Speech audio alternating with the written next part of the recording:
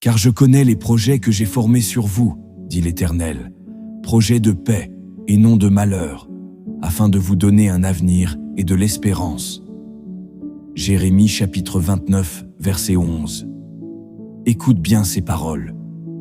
Ce ne sont pas de simples mots, c'est une promesse divine, une déclaration céleste destinée à ton cœur, à cet instant même où tu écoutes cette vidéo. Peut-être aujourd'hui traverses-tu des moments d'incertitude. Peut-être regardes-tu autour de toi et tu te demandes si Dieu agit vraiment dans ta vie. Mais laisse-moi te poser une question simple. Et si ce que tu vis en ce moment n'était pas un retard, mais une préparation céleste pour une bénédiction bien plus grande que tout ce que tu peux imaginer? Dans cette vidéo, nous allons plonger ensemble dans 10 signes puissants qui révèlent que Dieu est en train de préparer une grande bénédiction dans ta vie. Des signes parfois subtils, parfois évidents, mais toujours empreints de la main souveraine du Très-Haut. Reste bien jusqu'à la fin, car nous conclurons par une prière qui pourra déclencher une percée dans ta vie spirituelle. Avant de commencer, si ce message résonne déjà en toi, je t'invite à t'abonner à cette chaîne et à aimer cette vidéo. Ensemble, grandissons dans la foi et permettons à la parole de Dieu d'atteindre davantage de cœurs. N'hésite pas à écrire en commentaire cette prière simple mais puissante. Seigneur, prépare mon cœur à recevoir ta bénédiction. Maintenant, entrons dans cette révélation qui pourrait transformer ta perception de ce que Dieu est en train d'accomplir dans ton existence. Avant de discerner les signes que Dieu place sur ton chemin, il est essentiel de comprendre le fondement spirituel sur lequel repose l'action divine dans nos vies. Car les bénédictions de Dieu ne sont jamais distribuées au hasard. Elles sont toujours enracinées dans ses desseins éternels, dans l'alliance qu'il a établie avec son peuple et dans l'amour infini qu'il manifeste à ceux qui marchent selon ses voies. La parole de Dieu nous enseigne dès les premiers chapitres de la Genèse que Dieu est un Dieu de création, d'ordre et de bénédiction. Lorsqu'il crée l'homme et la femme, il ne se contente pas de leur donner l'existence. Il prononce sur eux une bénédiction initiale. Dieu les bénit et Dieu leur dit « Soyez féconds, multipliez, remplissez la terre et assujettissez-la. » Genèse chapitre 1, verset 28. Cette bénédiction originelle révèle déjà l'intention première de Dieu. Faire prospérer l'homme selon son plan, dans l'intimité avec lui. Cependant, avec la chute de l'homme, le péché est venu corrompre cette relation pure, introduisant souffrance, confusion et séparation spirituelle. Mais Dieu, dans sa miséricorde infinie, n'a jamais abandonné son dessein de bénédiction. Au contraire, tout au long de l'histoire biblique, nous voyons un Dieu qui restaure, qui relève et qui prépare continuellement ses enfants à recevoir ses bénédictions, malgré leur faiblesse et leur chute. Souviens-toi de la vie d'Abraham. Dieu lui fait une promesse extraordinaire. « Je ferai de toi une grande nation. Je te bénirai. Je rendrai ton nom grand. Et tu seras une source de bénédiction. » Genèse chapitre 12, verset 2. Pourtant, avant de voir cette promesse s'accomplir, Abraham a dû quitter son pays, affronter l'inconnu, expérimenter l'attente et passer par des épreuves qui auraient pu ébranler sa foi. Chaque étape était une préparation divine, une purification du cœur pour que la bénédiction ne soit pas simplement matérielle, mais profondément spirituelle et alignée avec le cœur de Dieu. Avant de discerner les signes que Dieu place sur ton chemin, il est essentiel de comprendre le fondement spirituel sur lequel repose l'action divine dans nos vies. Car les bénédictions de Dieu ne sont jamais distribuées au hasard. Elles sont toujours enracinées dans ses desseins éternels, dans l'alliance qu'il a établie avec son peuple et dans l'amour infini qu'il manifeste à ceux qui marchent selon ses voies. La parole de Dieu nous enseigne dès les premiers chapitres de la Genèse que Dieu est un Dieu de création, d'ordre et de bénédiction. Lorsqu'il crée l'homme et la femme, il ne se contente pas de leur donner l'existence, il prononce sur eux une bénédiction initiale. Dieu les bénit Et Dieu leur dit, « Soyez féconds, multipliez, remplissez la terre et assujettissez-la. » Genèse chapitre 1, verset 28. Cette bénédiction originelle révèle déjà l'intention première de Dieu. Faire prospérer l'homme selon son plan, dans l'intimité avec lui. Cependant, avec la chute de l'homme, le péché est venu corrompre cette relation pure, introduisant souffrance, confusion et séparation spirituelle. Mais Dieu, dans sa miséricorde infinie, n'a jamais abandonné son dessein de bénédiction. Au contraire, tout au long de l'histoire biblique, nous voyons un Dieu qui restaure, qui relève et qui prépare continuellement ses enfants à recevoir ses bénédictions, malgré leur faiblesse et leur chute. Souviens-toi de la vie d'Abraham. Dieu lui fait une promesse extraordinaire. « Je ferai de toi une grande nation. Je te bénirai. Je rendrai ton nom grand. Et tu seras une source de bénédiction. » Genèse chapitre 12, verset 2. Pourtant, avant de voir cette promesse s'accomplir, Abraham a dû quitter son pays, affronter l'inconnu, expérimenter l'attente et passer par des épreuves qui auraient dû ou pu ébranler sa foi. Chaque étape était une préparation divine, une purification du cœur pour que la bénédiction ne soit pas simplement matérielle, mais profondément spirituelle et alignée avec le cœur de Dieu. Il en est de même pour Joseph. Dieu lui donne des songes prophétiques annonçant son élévation future. Mais avant d'accéder au palais de Pharaon, Joseph est vendu par ses frères, jeté dans une citerne, trahi, emprisonné injustement. Et pourtant, à travers chaque épreuve, la main invisible de Dieu le façonnait, l'équipait, l'affermissait pour qu'au temps fixé, il devienne l'instrument de salut, non seulement pour sa famille, mais pour des nations entières. Comme il le dira plus tard à ses frères, « Vous aviez médité de me faire du mal. Dieu l'a changé en bien, pour accomplir ce qui arrive aujourd'hui, pour sauver la vie à un peuple nombreux. » Genèse chapitre 50, verset 20. Cette réalité biblique nous enseigne une vérité cruciale. Avant chaque grande bénédiction, il y a toujours une préparation divine. Cette préparation peut prendre la forme d'attentes prolongées, d'épreuves apparemment injustes, de silences célestes déroutants. Mais en réalité, Dieu ne fait jamais rien au hasard. Chaque moment est soigneusement orchestré dans le calendrier divin. L'apôtre Paul nous éclaire encore davantage dans l'Épître aux Romains, chapitre 8, verset 28. Nous savons du reste que toutes choses concourent au bien de ceux qui aiment Dieu, de ceux qui sont appelés selon son dessein. Retiens bien ces mots. Toutes choses, même les blessures, même les retards, même les incompréhensions. Car dans le royaume de Dieu, rien n'est perdu, tout est transformé. Les épreuves deviennent des outils de sanctification. Les frustrations deviennent des occasions de purifier la foi. Les détours deviennent des chemins de formation intérieure. Le problème, c'est que notre génération a souvent perdu cette vision spirituelle. Nous vivons dans un monde de l'immédiateté. Nous voulons voir les résultats tout de suite. Nous confondons bénédiction et gratification rapide. Nous croyons parfois que l'absence de manifestation immédiate est le signe que Dieu nous a oubliés ou qu'il n'agit pas. Mais la sagesse biblique nous invite à un autre regard. Un regard ancré dans la foi, dans la patience, dans la confiance absolue en la souveraineté divine. Jacques, le frère du Seigneur, nous exhorte ainsi. Considérez comme un sujet de joie complète les diverses épreuves auxquelles vous pouvez être exposés, sachant que l'épreuve de votre foi produit la patience. Mais il faut que la patience accomplisse parfaitement son œuvre, afin que vous soyez parfaits et accomplis, sans faillir en rien. Jacques chapitre 1, versets 2 à 4. Comprends bien ceci. La patience n'est pas une simple attente passive. C'est une posture active de confiance en Dieu, une maturité spirituelle qui permet à l'homme de demeurer stable pendant que Dieu agit dans l'invisible. Même le Seigneur Jésus, dans son ministère terrestre, nous a donné cet exemple parfait de confiance dans le timing du Père. À Cana, lors des noces, lorsque sa mère lui signale qu'il n'y a plus de vin, il lui répond « Mon heure n'est pas encore venue ». Jean chapitre 2, verset 4.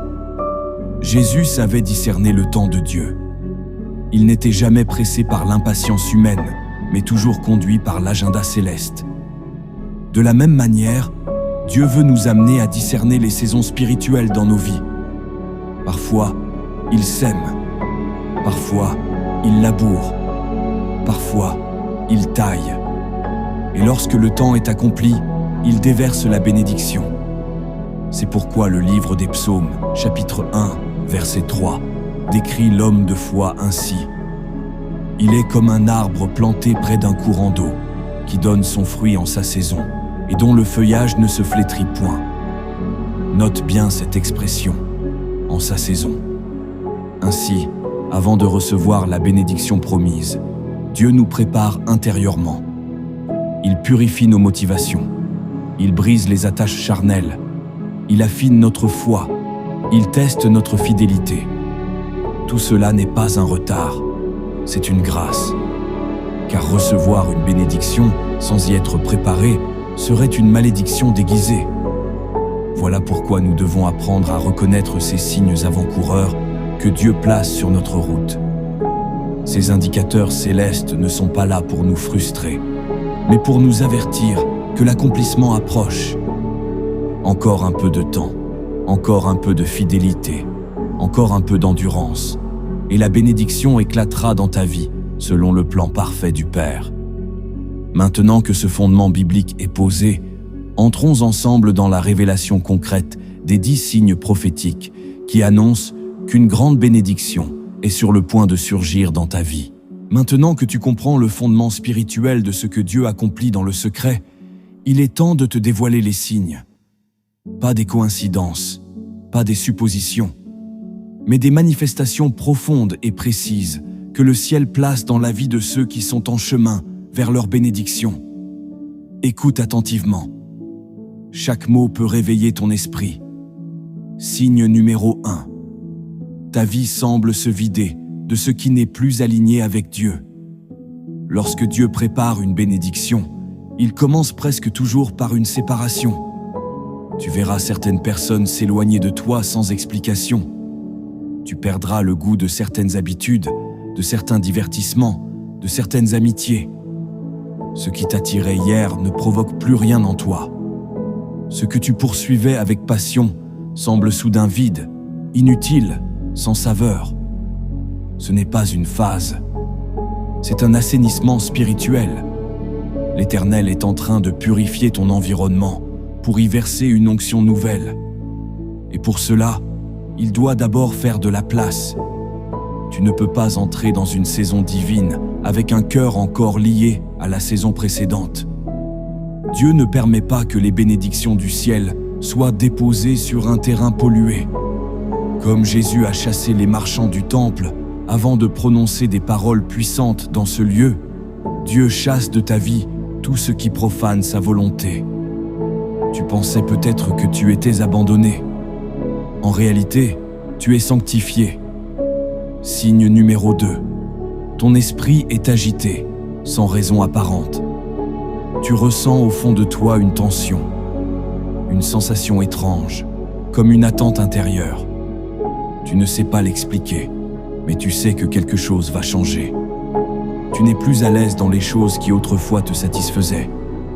Tu te sens poussé à prier davantage, à chercher Dieu plus intensément, sans même comprendre pourquoi. Ce n'est pas une crise, c'est un appel.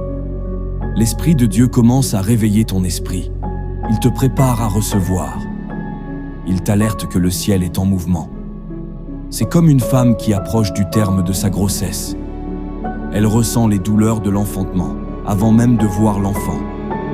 De la même manière, cette agitation spirituelle annonce que quelque chose est en train de naître. Le royaume de Dieu est proche. Ce que tu ressens, c'est le souffle du Saint-Esprit qui t'invite à rester éveillé, car la visitation divine approche. Signe numéro 5. Tu ressens une paix intérieure, malgré la tempête extérieure. Voici l'un des signes les plus puissants. le calme dans ton âme, alors que tout autour de toi semble instable. Tu es confronté à des défis. Tu n'as pas encore de solutions humaines, mais une paix profonde demeure en toi. C'est la paix que Jésus a promise. Je vous laisse la paix. Je vous donne ma paix. Je ne vous donne pas comme le monde donne. Jean chapitre 14, verset 27. Ce type de paix ne vient pas d'un environnement favorable, mais d'une confiance absolue que Dieu est aux commandes. C'est la paix que portait Jésus lorsqu'il dormait dans la barque en pleine tempête. C'est cette paix qui annonce que le ciel a déjà décrété ta délivrance. Ton âme sait ce que ton esprit ne comprend pas encore. Et cette paix devient une ancre dans l'attente de la manifestation. Lorsque tu ressens cette paix, ne la néglige pas. Elle est la preuve que Dieu est déjà à l'œuvre, même si rien ne le laisse encore deviner à l'extérieur. Si ces 5 premiers signes résonnent en toi, si tu reconnais que Dieu est en train de faire ce travail intérieur, alors je t'invite à t'arrêter un instant et à poser un acte de foi. Abonne-toi à cette chaîne, aime cette vidéo et surtout, écris en commentaire cette déclaration. Je reconnais les signes de Dieu dans ma vie. Je suis prêt à recevoir. Ne sous-estime pas la puissance d'une confession publique. Chaque parole que tu écris devient une semence de foi. Et lorsque plusieurs croyants s'unissent dans la foi, l'atmosphère spirituelle change.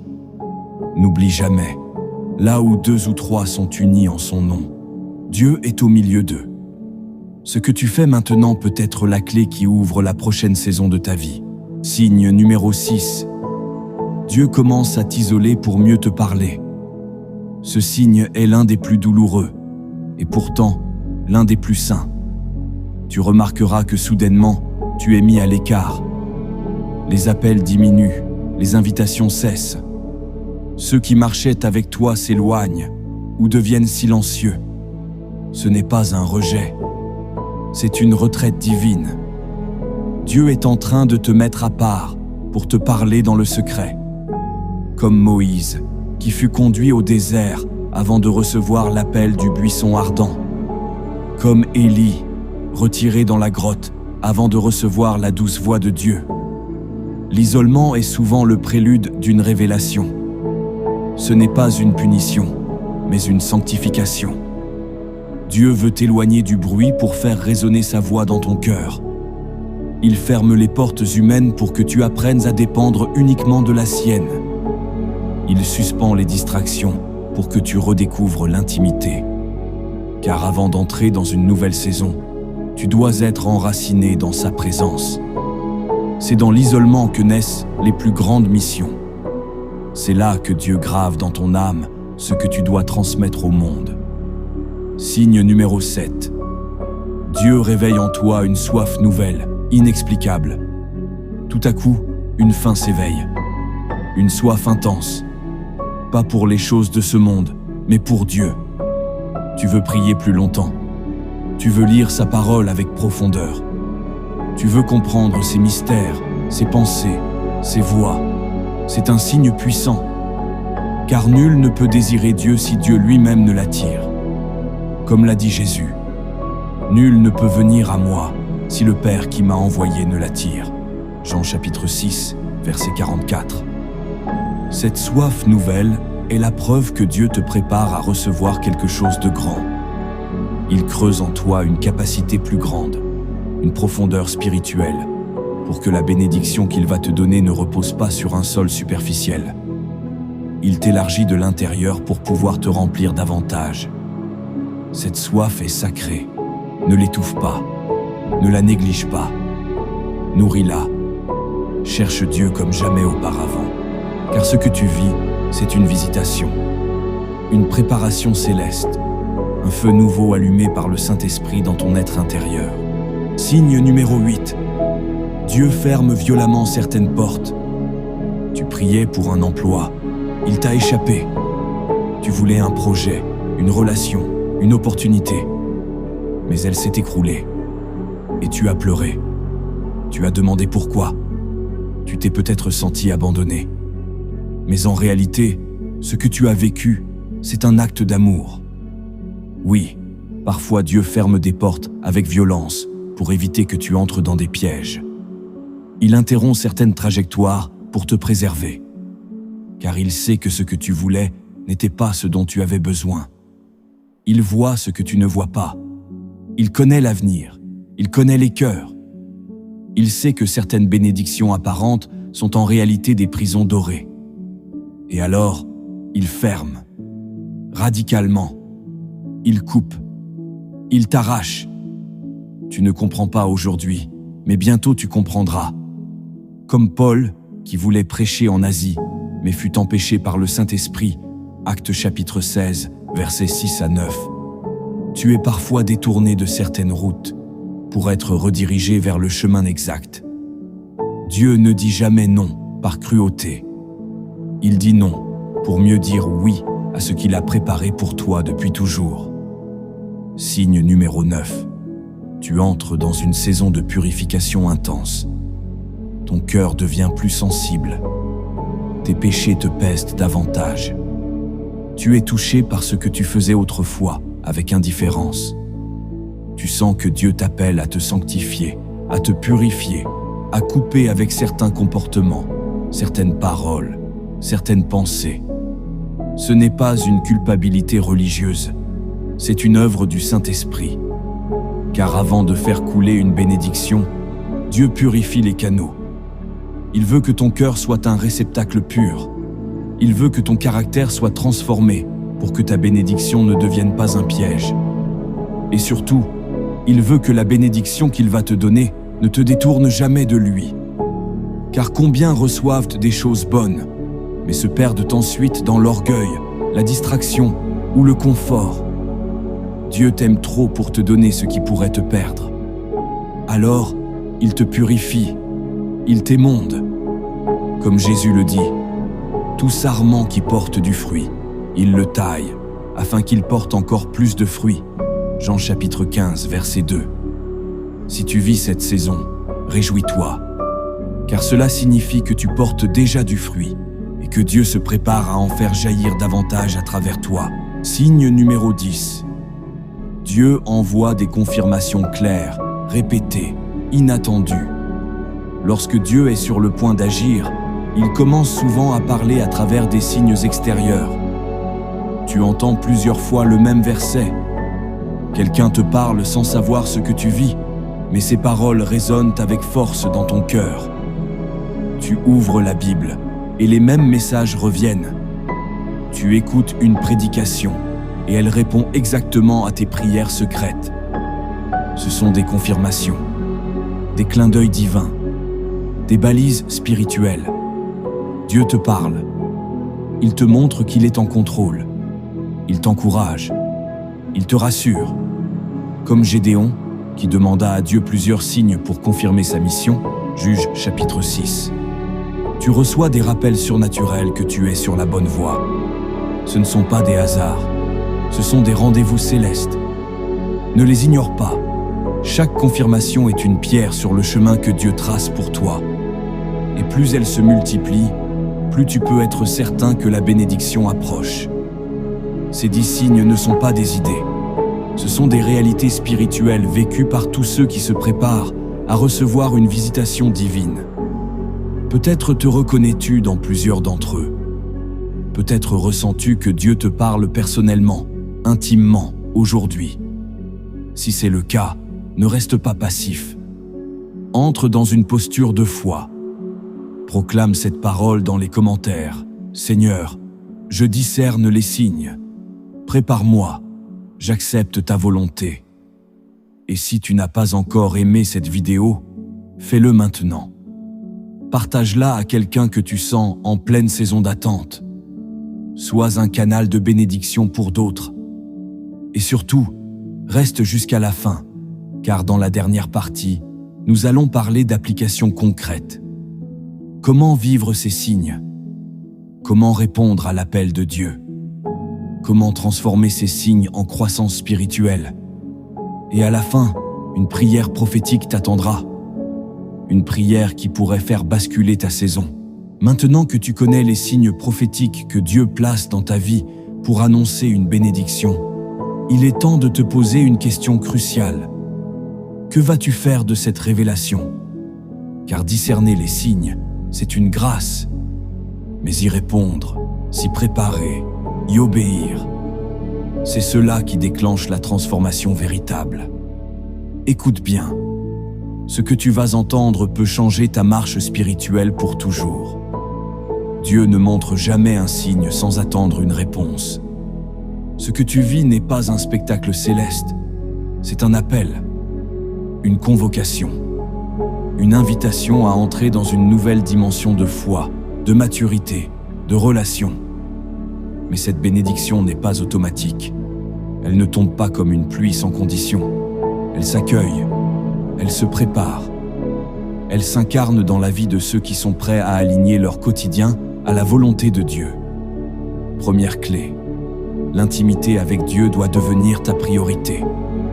Il n'y a pas de raccourci spirituel. Aucune bénédiction durable ne peut être portée sans racines profondes dans la présence de Dieu.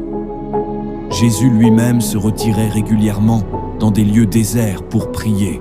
Luc chapitre 5, verset 16. Il parlait au Père, il écoutait, il se nourrissait dans le secret. Si le Fils de Dieu lui-même avait besoin de ces temps d'intimité, à combien plus forte raison toi et moi? Tu veux recevoir une bénédiction? Commence par cultiver un cœur qui désire Dieu plus que le don. Cherche le donateur avant le don. Prends du temps chaque jour, même quelques minutes, pour t'agenouiller, pour parler à ton Père, pour lire sa parole, pour t'aligner à sa voix. Car c'est dans ce lieu caché que naît la puissance visible. Deuxième clé, ne résiste pas à l'émondeuse de Dieu. Tu as peut-être ressenti certaines douleurs, certaines pertes, certaines séparations. Tu as peut-être crié, pleuré, supplié pour que certaines choses restent. Mais Dieu les a enlevées. Accepte ce que Dieu a coupé. Ne te bats pas contre ce qu'il a arraché. Tu ne peux pas marcher vers la bénédiction les bras pleins de ce qui appartient à hier. Le peuple d'Israël n'a pas pu entrer dans Canaan tant qu'il traînait l'esprit d'Égypte. Dieu t'émonde parce qu'il veut que tu portes du fruit. Ce n'est pas une punition, c'est un honneur.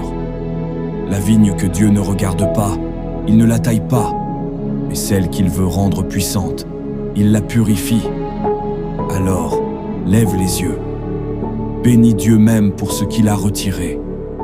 Tu comprendras plus tard pourquoi c'était une grâce. Troisième clé. Rends ta foi active et obéissante.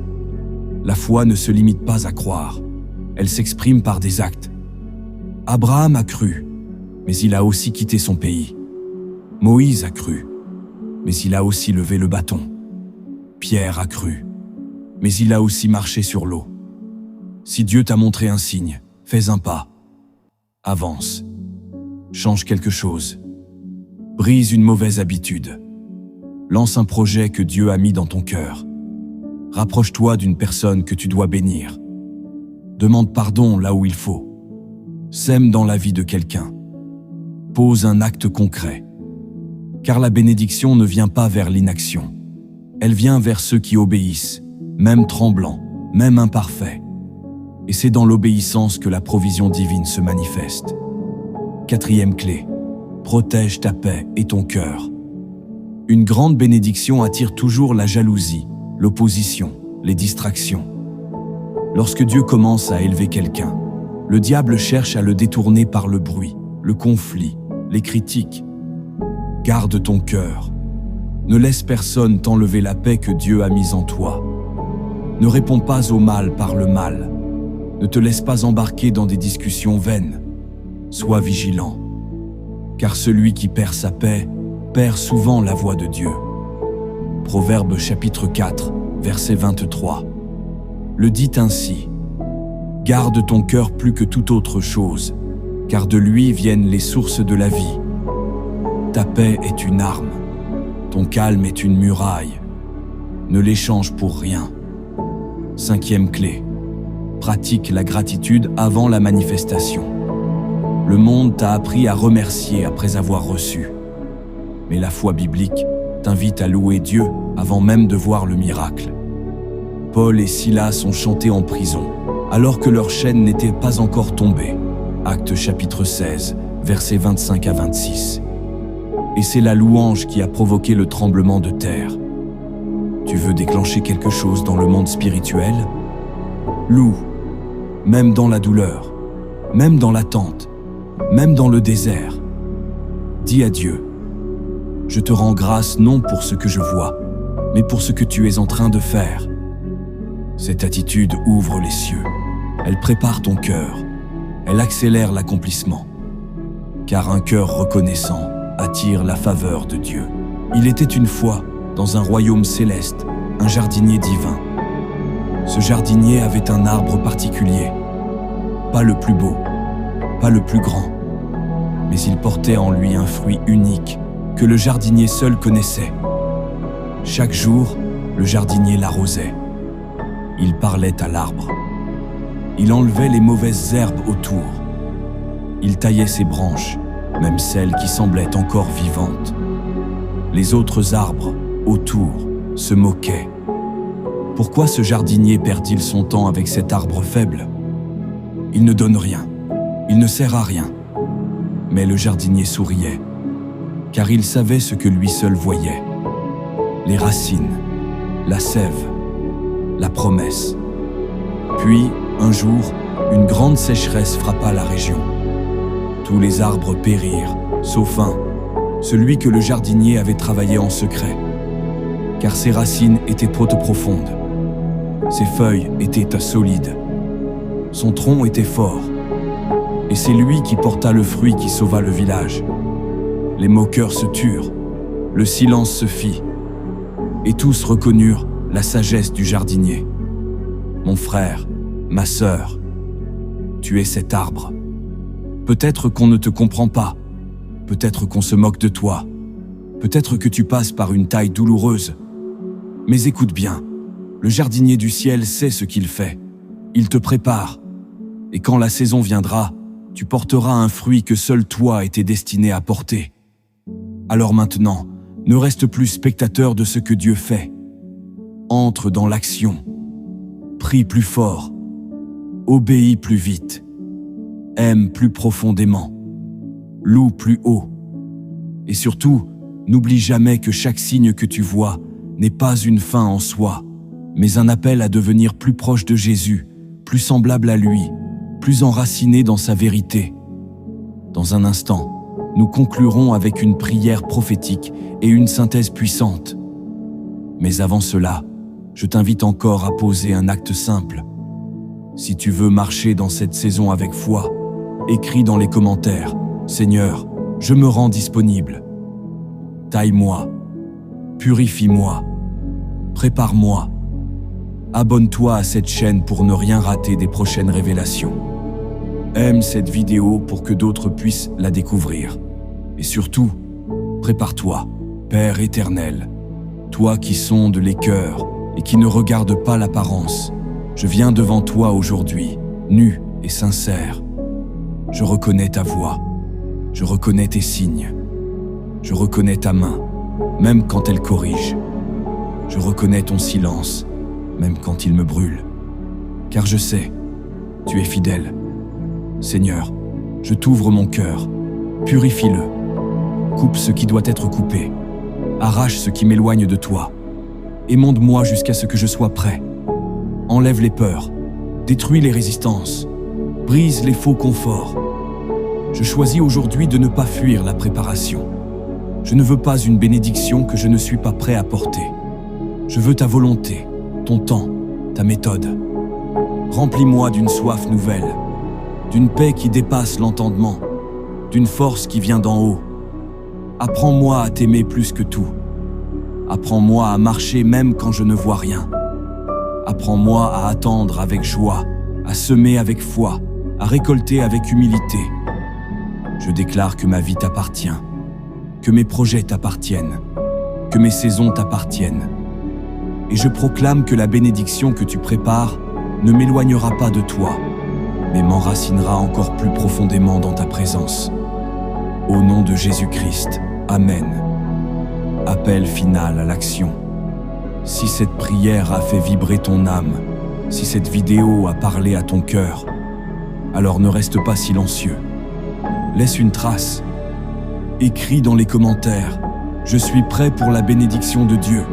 Seigneur, me voici. » Aime cette vidéo si tu veux qu'elle touche d'autres vies comme elle a touché la tienne. Abonne-toi à cette chaîne pour ne rien manquer de ce que le ciel veut encore te révéler. Et partage-la à quelqu'un que Dieu met dans ton cœur maintenant. Car parfois, un simple partage devient la réponse à la prière de quelqu'un d'autre. Souviens-toi, Dieu prépare quelque chose. Et toi, tu es en préparation. Ne crains rien. Ne doute pas. Ne t'éloigne pas. Tu es en construction. Et ce que Dieu construit ne s'effondre jamais.